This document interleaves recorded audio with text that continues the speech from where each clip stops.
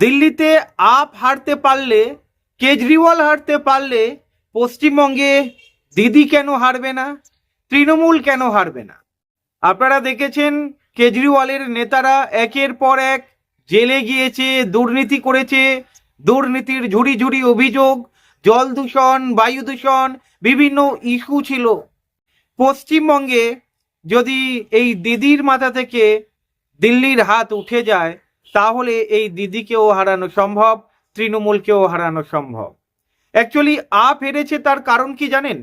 আপনারা জানেন India অ্যালায়েন্সে up ছিল। নির্বাচনে কংগ্রেস এবং আপ পরস্পরের বিরুদ্ধে লড়াই করলো। এখানে কি হলো? মানুষের মধ্যে একটা ধোঁয়াশার সৃষ্টি হলো। তাহলে ইন্ডিয়া অ্যালায়েন্স তৈরি করে লাভ কি হলো, যখন ইন্ডিয়া অ্যালায়েন্সের মধ্যে সমঝোতাই নেই, ইন্ডিয়া অ্যালায়েন্সের মধ্যে একটা বন্ডিং নেই? হারার কথা ছিল, হেরেছে। এবং বিজেপি যেভাবে প্রচার করেছে, ঝুড়ি ঝুড়ি অভিযোগ আপ সরকারের বিরুদ্ধে উঠে এসেছিল। আপনারা দেখেছেন কেজরিওয়াল পর্যন্ত জেলে গিয়েছিল। আর পশ্চিমবঙ্গেও যদি দেখেন, একই জিনিস, তৃণমূল সরকারের প্রতি একের পর এক ইস্যু আমরা দেখতে পাচ্ছি। তৃণমূল সরকারের বিরুদ্ধে একের পর এক দুর্নীতি আমাদের সামনে এসেছে। যখন দিল্লি দুর্নীতির কারণে আপ হারতে পারে, পশ্চিমবঙ্গের দুর্নীতির কারণে কেন তৃণমূল হারবে না? দেখুন, আমি প্রথমেই বলেছি, যদি দিল্লির হাত দিদির মাথা থেকে উঠে যায়, তৃণমূলের মাথা থেকে উঠে যায়, তাহলে কিন্তু 2026-এ দারুণ একটা পরিবর্তন আপনারা দেখতে পারেন। তবে দিল্লি কি চাইবে? আরএসএস কি চাইবে? বড় প্রশ্ন। দেখুন, দিল্লি কিন্তু একটা জিনিস শিখিয়ে দিল, কংগ্রেসের বিরোধিতা করে বিজেপির বিরুদ্ধে লড়া সম্ভব নয়। কেজরিওয়াল অনেকটাই আত্মবিশ্বাসী ছিলেন যে উনি জিতবেন। এই আত্মবিশ্বাস মানে বুঝতেই পারেন অহংকার পতনের মূল, আর সেটাই হয়েছে। আর পশ্চিমবঙ্গে যদি একটা 2026-এ পরিবর্তন ঘটাতে হয়, তাহলে আবার বলবো, দিদির মাথা থেকে আরএসএস এর হাত ওঠাতে হবে। আরএসএস এর হাত যতদিন দিদির মাথায় থাকবে, ততদিন পর্যন্ত দিদি ক্ষমতায় থাকবে। আরেকটা কারণ আমি বলতে পারি, দেখুন, বাম কংগ্রেস আইএসএফ 2021 সালে একসঙ্গে লড়েছিল, সেইভাবে দানা বাঁধেনি। আর আমি বলবো এখনো পর্যন্ত এই তিনটে দল ঠিকঠাক পথে এগোচ্ছে না। সিপিআইএম লড়াই দিচ্ছে, কিন্তু বাংলার মানুষ যদি দেখে 2026-এর আগে বাম আইএসএফ কংগ্রেস একসঙ্গে লড়ছে, কেন মানবে? সারা বছর ধরে বাম আইএসএফ কংগ্রেস একসঙ্গে লড়াই করলো না তৃণমূলের বিরুদ্ধে, আর ঠিক ভোটের সময় এসে তিনটে দল এক জায়গায় এসে ওই সভা করে মানুষকে জানাবে আসুন আমরা তৃণমূলকে হারাই। সত্যিই কি মানুষ ভোট দেবে? মানুষ দেখতে চায় বাম কংগ্রেস আইএসএফ একসঙ্গে মাঠে ময়দানে লড়ছে, বিজেপি তৃণমূলের বিরুদ্ধে লড়ছে, কিন্তু সেইটা কিন্তু দেখা যাচ্ছে না। আজকের দেখুন, এই দলের সমর্থক থেকে শুরু করে অনেকেই রয়েছে যে এই জোট যাতে না হয় সেই দিকেই তারা মত প্রকাশ করছে।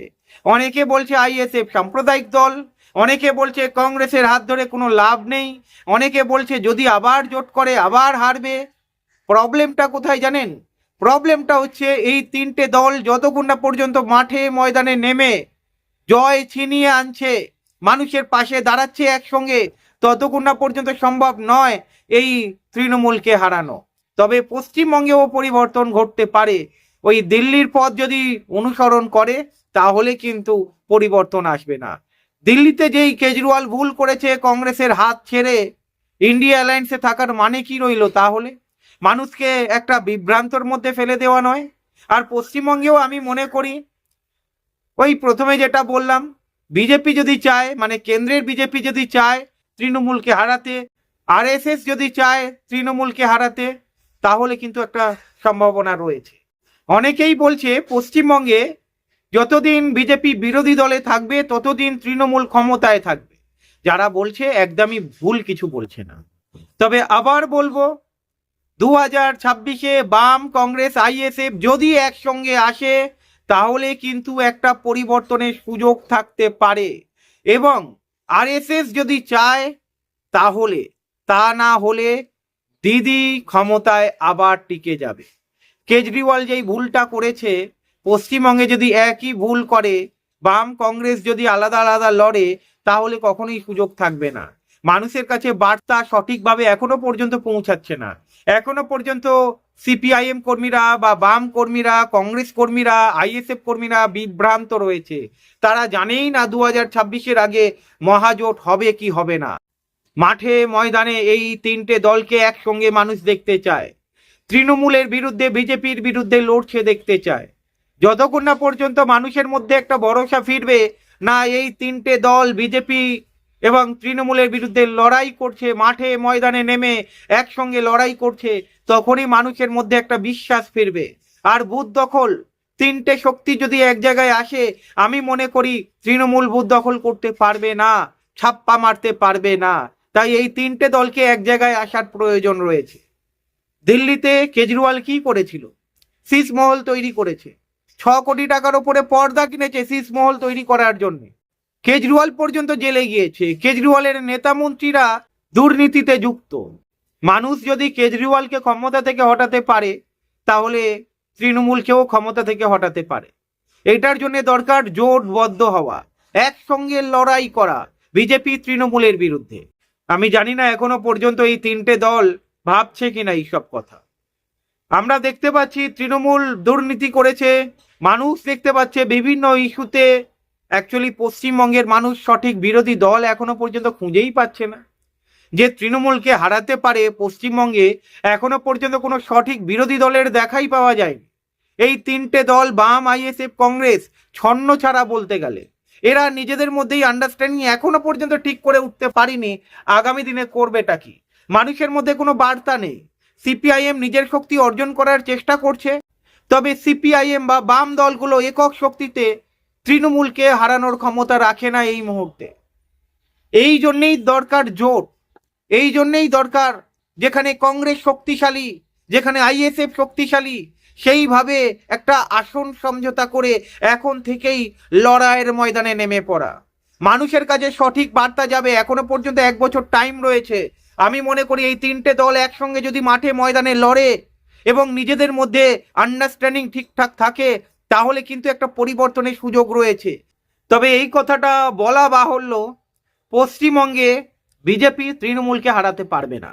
বলতে গেলে হারাতে চায় না। বলতে গেলে কেন্দ্রের বিজেপি, আরএসএস চায় না যে পশ্চিমবঙ্গ থেকে তৃণমূল সরকার সরে যাক। অ্যাকচুয়ালি অনেকেই বলে বিজেপির এজেন্ট হয়ে এই মুহূর্তে তৃণমূল কাজ করছে। ইন্ডিয়া অ্যালায়েন্স ভাঙার পেছনে আজকের ইন্ডিয়া অ্যালায়েন্সের যে দশা, সেটা কিন্তু বাম নেতারা অলরেডি বলেছে। বিকাশ রঞ্জন ভট্টাচার্য থেকে শুরু করে, মোহাম্মদ সেলিম থেকে শুরু করে, সীতারাম ইয়াচুরি পর্যন্ত কিন্তু এই কথাগুলো বলেছিল। আজকের দেখুন প্রায় মিলে গেছে। কংগ্রেসের সঙ্গে যে পার্টনার্সগুলো ছিল, মানে অ্যালায়েন্সে যেসব দলগুলো ছিল, আজকের সেই সব দলগুলো প্রায় ছাইছুট কংগ্রেসের বিরুদ্ধে কথা বলছে। পশ্চিমবঙ্গে বিজেপি তৃণমূলকে হারাতে পারবে না, বলতে গেলে হারাতে চায় না। আমরা শুনেছি মমতা ব্যানার্জি নাকি আরএসএস এর দুর্গা। বিচার করবেন আপনারা। তবে আবার বলবো, বাম, কংগ্রেস, আইএসএফ যদি এখন থেকে জোট বেঁধে রাস্তায় নামে, মানুষকে বোঝাতে পারে আইএসএফ কোনো সাম্প্রদায়িক দল নয়, সব শ্রেণীর মানুষের জন্য কাজ করে, এবং কংগ্রেস এবং সিপিআইএম এর মধ্যে যে আঁতাত রয়েছে, যে সংঘর্ষ ছিল, সেগুলো যদি ভুলে যেতে পারে, একসঙ্গে যদি লড়তে পারে, একটা সম্ভাবনা তৈরি হতে পারে। আপনারা কি মনে করেন কমেন্ট করে জানাবেন। ভালো থাকবেন।